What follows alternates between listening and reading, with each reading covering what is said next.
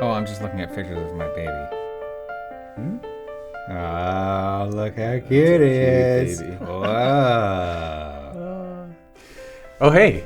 Hi, guys. Oh, I actually did not realize we were rolling on that. Yes, we were just looking at pictures of my baby. Here he is, right here. See?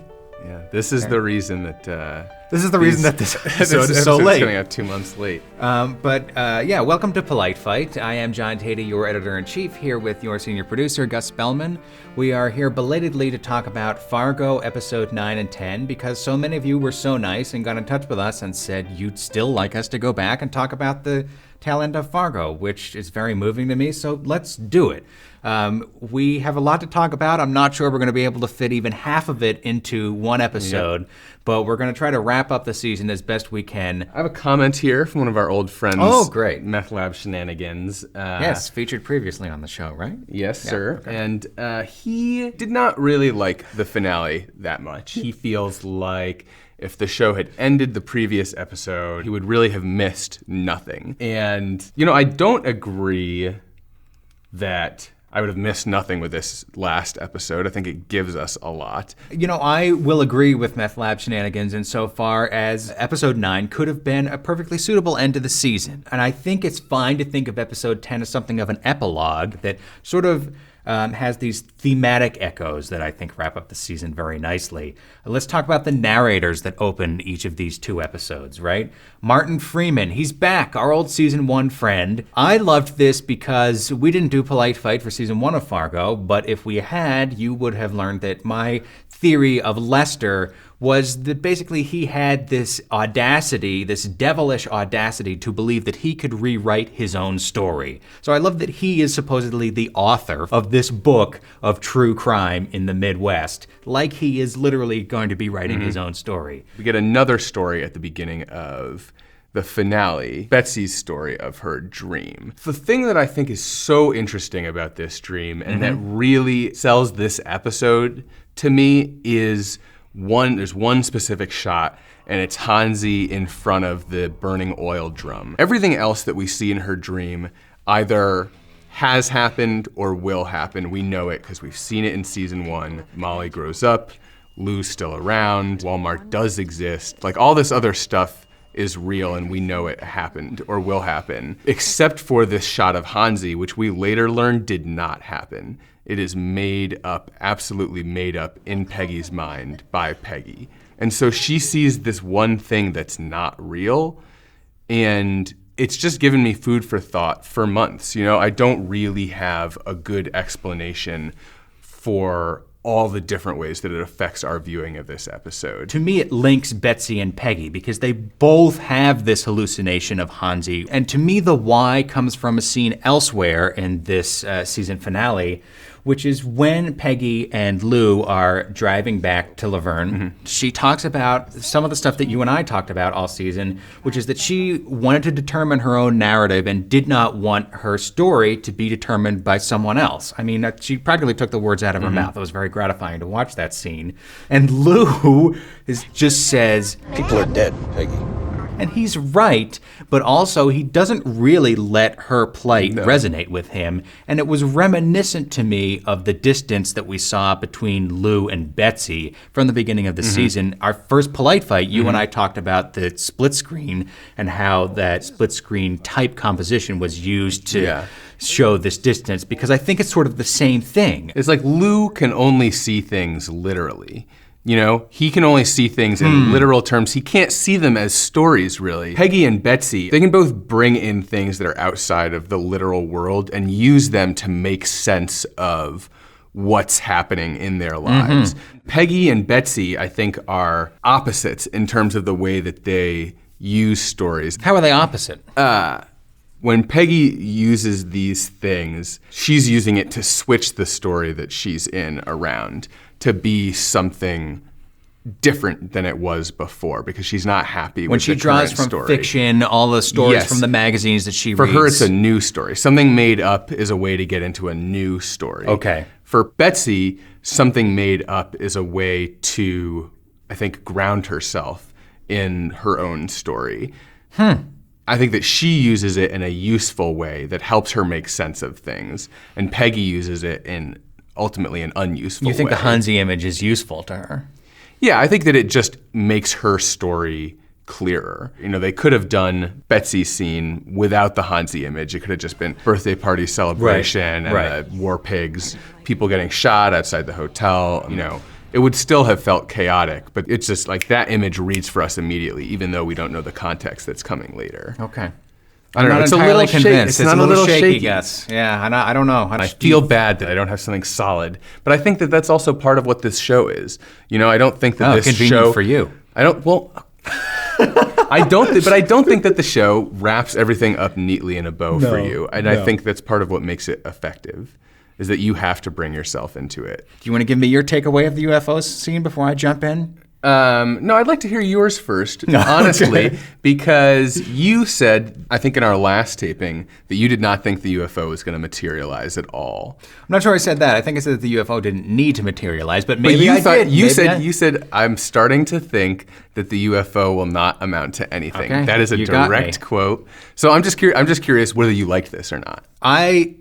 I liked this. I think that my interpretation maybe will be as unconvincing as the one that you just unspooled for all of us, but I'm going to do it nonetheless.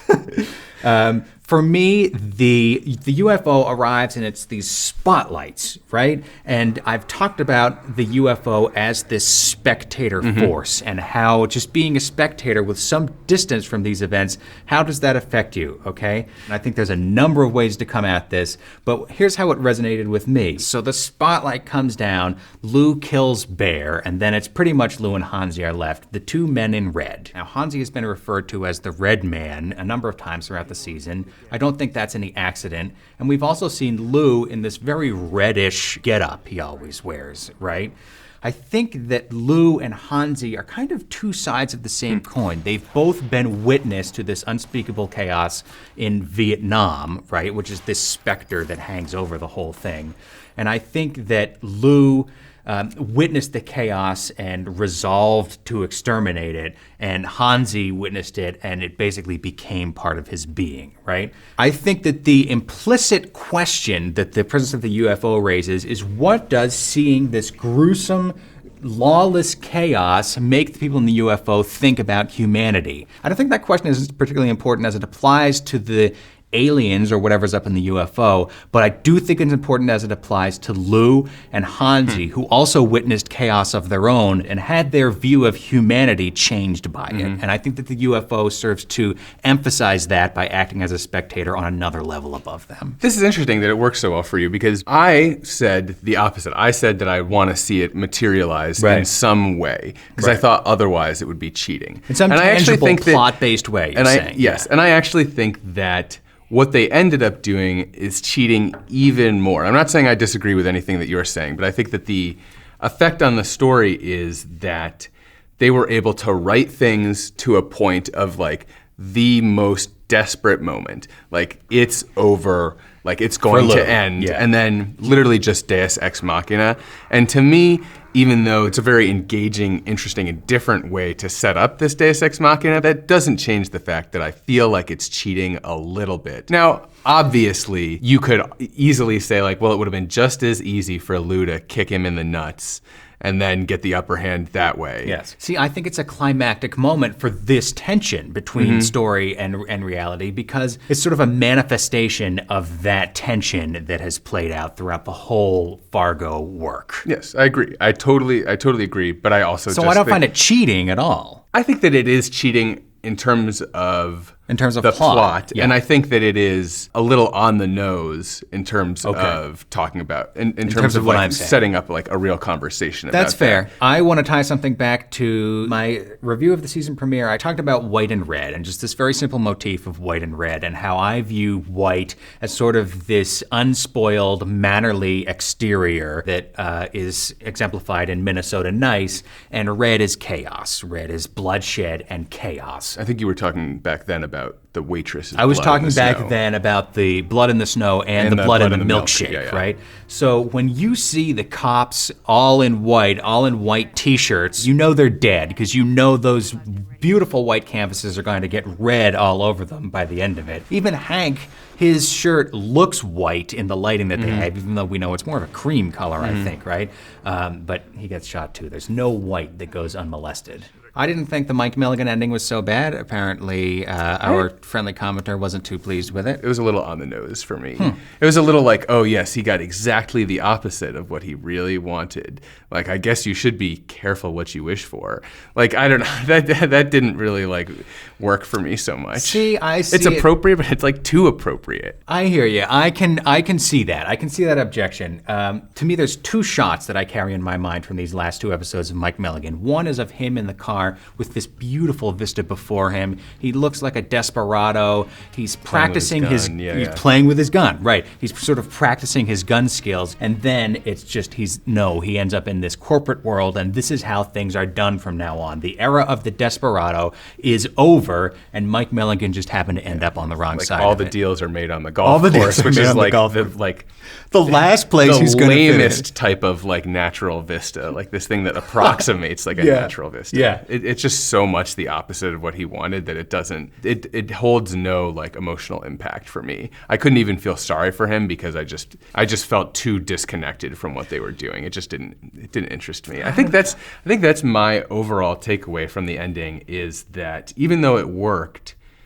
it felt a little too on the nose, and it felt like they were really driving home these points that we had sort of been talking around all season, and it gave you a lot of room to discuss. And I think at the end of it, there's just not as much room for a real conversation. And I think you can see that in the way that we've been talking about this. Let me say this for the ending. You and I have been talking about this show with great intent all season. Most viewers are not going to be processing it as intensely as we were. So if the ending perhaps went back over thematic ground that had already been well trodden, to perhaps put that button on it for viewers who only watch it every week, quite reasonably so, I'm okay with that. And I think maybe that's a little bit of what was happening here too. We have been dissecting it. We understood a lot of these themes and motifs very well, and the ending just sort of hit this note, and this note had some funny little things. Did not tie it all up, but sort of re-emphasize things for viewers who might not have followed it so closely. Yeah, I think that's a good way to put it. Although I'll add that I think that it's not just that it went over the ground that it trod before, but I think that it also sort of paved over that path through the forest with cement, so that now there's only one way to get through. Wow. That's just how I feel. We're going to end on that overextended metaphor.